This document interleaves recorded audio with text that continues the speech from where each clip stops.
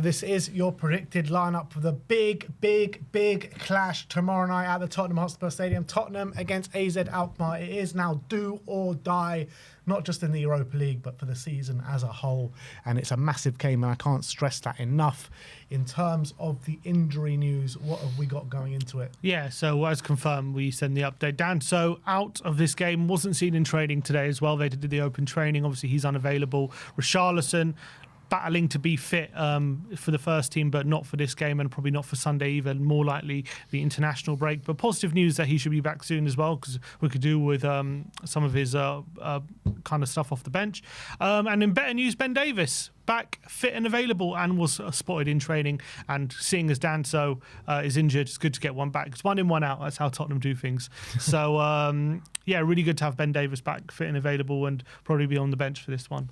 All right, so let's get into it. In goal is obviously going to be Vicario. Brilliant since he's come back. He's our number one, and he is obviously a high-quality keeper that he's showing at the moment. Yeah, did it. He was the one put in front of the press conference, and I think he did really well. I think Vicario was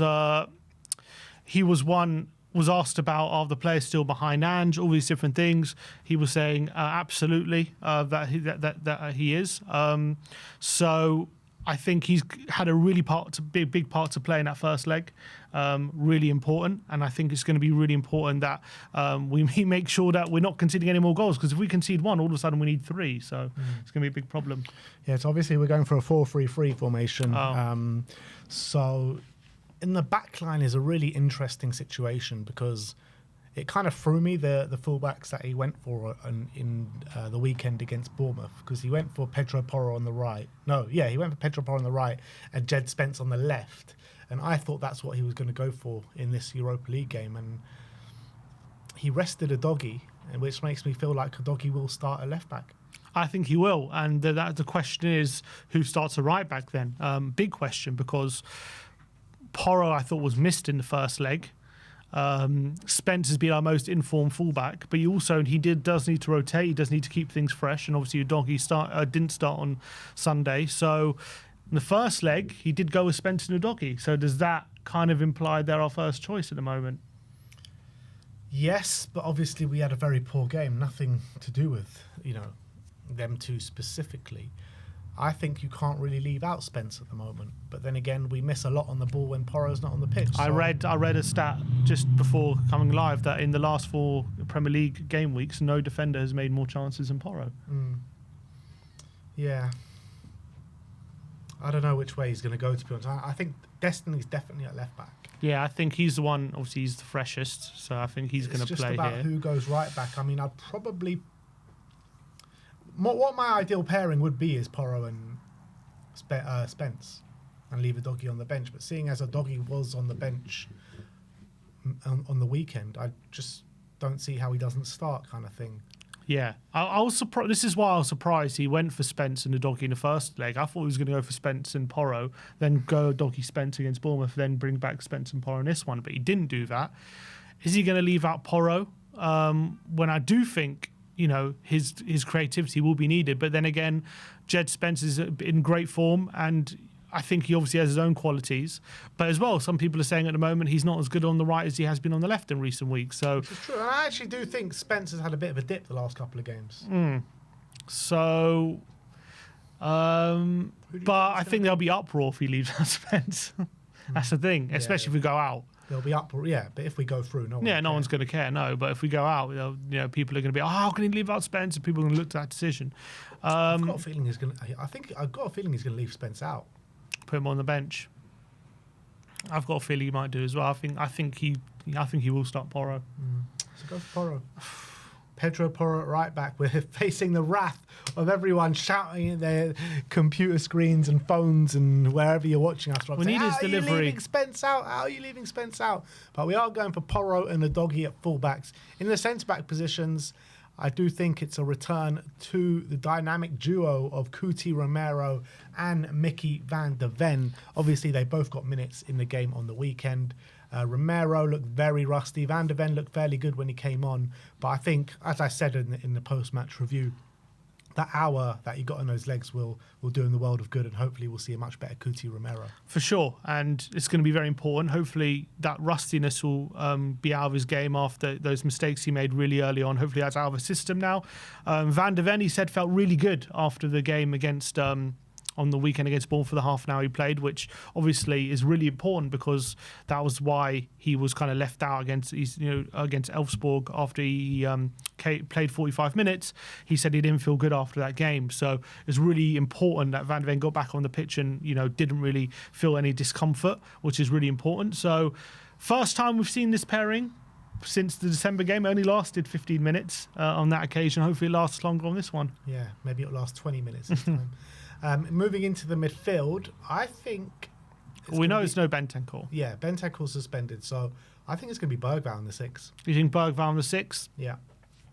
I kind of agree. I think it will be Bergvall on the 6 as well, which is good, but it's also, do we miss a bit from him kind of in those pockets a bit closer to goal? Is he a bit wasted being a bit too deep potentially? But I also think... Every time he plays there, he impresses. I kind of think he wouldn't have started Basuma on Sunday if he was going to start this game, I feel. But then again, he started Sarr, and we might think Sarr might start. So yeah. I think Bergvall, I think he kind of trusts me a bit more, and I think as well the fact we have to take the game to RZ, and he has that bit more just quality at the moment, not giving the ball away in stupid areas. That passing ability is going to be so important. So yeah, I think Bergvall on the 6. We know what he can offer off the ball as well. Is there an opportunity for Archie Gray to play the 6? Well, he didn't play, did he? No.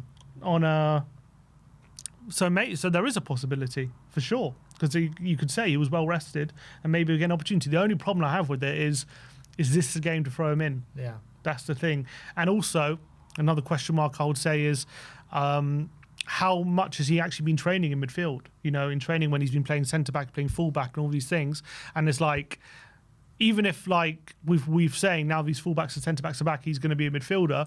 He's probably only had a few days to get up to speed on how we want to play our midfield. So I can see maybe being an 8, but putting him in the 6 with that kind of responsibility, I don't know if it's a smart thing to do. Well, let's keep Bergvall there for now. In the 8, I think there's an option of Archie Gray, Pape Sarr.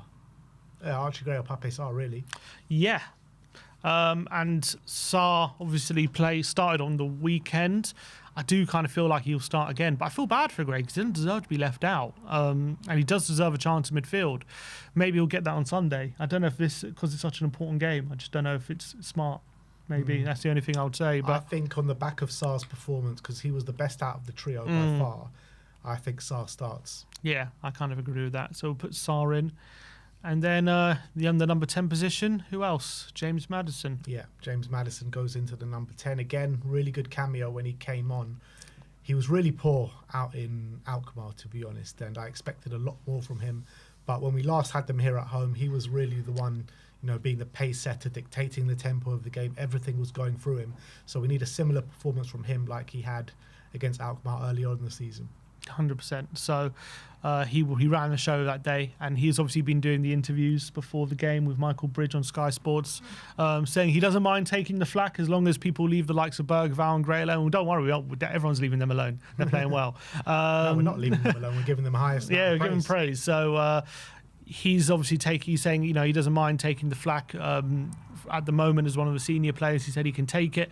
He said, though, interesting enough, he said he's happy with his numbers, but obviously with the team, he's not happy with where we are. But it's an interesting one. He feels like he's having a good season, he said, but he feels like, obviously, when you take into consideration the team, obviously he's not happy with how things are going. So I thought that was quite an interesting thing for him to say. But he also said he's spoke to Tuchel, hopes to be in the England squad. So going to have to perform in this game to do that. Yeah, absolutely. So that's a midfield 3 of Bergvall, Sarr and Maddison. Moving on to the right-hand side of the attack, I actually got a feeling Odebear is going to retain his spot, but on the right-hand side. See, I have a feeling he's going to go for Tell, potentially. Tell. Because he didn't play at all on the weekend. And he was saying before the weekend it was a good he needs a bit of rest because he's come in and pretty much played all the games because no Solanke and all that. Now, he didn't play at all, didn't even come off the bench on Sunday. So I kind of feel like that was maybe keeping him on ice for this game potentially and keeping him fresh. I don't think Johnson starts. I think he's a good opportunity for him to be a superstar. But then again, Odegaard was quite good, even when he moved to the right. So I can see a case for him sticking with Odegaard as well. I think it's between Odegaard and Tell, I feel. I just got a feeling he might go for Tell on the right, give him a go there. It's just a random. I mean, it's such a big game just to try something out. You know, I mean, at least Odegaard was tried and tested on the right hand side on the weekend and actually did really well. Yeah. Did he play 90 minutes, Odegaard? He played 90, didn't he? Close to 90 minutes. Did he get taken off at all? I don't think so. I think he played 90 because he's finished the game on the right, didn't he? Yeah, he played 90 minutes, as did Sarr. Sarr also played 90 minutes, yeah. But I don't, yeah. Well, the only thing is we know that Solanke and Son are probably going to be able to. Solanke and Son for sure.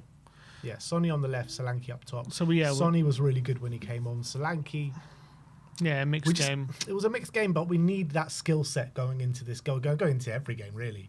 But he adds so much, even when he's not playing too well and getting involved in the attacking phase, he's just adding so much for the team. So them two are dead certain to start.